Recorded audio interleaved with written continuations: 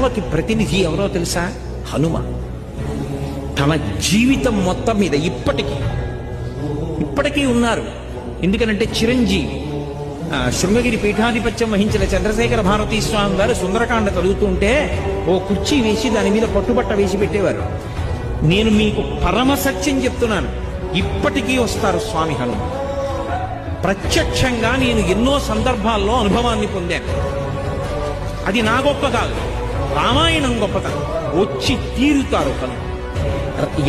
ఎంత వస్తారంటే రామనామం చెప్తే చాలు వచ్చి కూర్చుంటారు. ఆయన వచ్చారంటే బ్రతుకుతారు. తన కోసమా 100 యోజనముల సముద్రాన్ని దాటి వెళ్ళారు? తన కోసమా, తన కీర్తి కోసమా?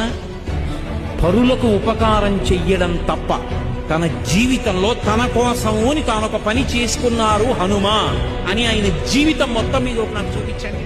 జీవితం మొత్తం మీద తన కొరకు అన్నది ఒక్కటి చేసుకోలేదు.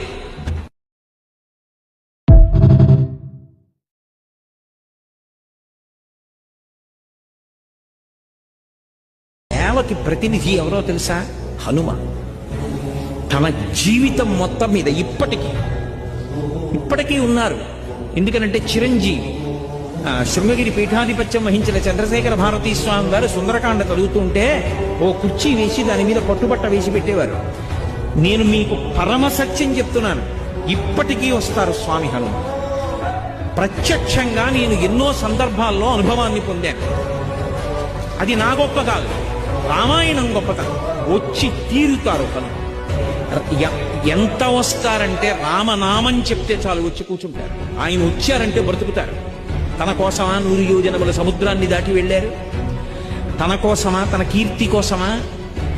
పరులకు ఉపకారం చెయ్యడం తప్ప తన జీవితంలో తన కోసము అని తానొక పని చేసుకున్నారు హనుమ అని ఆయన జీవితం మొత్తం మీద ఒక నాకు చూపించండి. జీవితం మొత్తం మీద తన కొరకు అన్నది ఒక్కటి చేసుకోలేదు.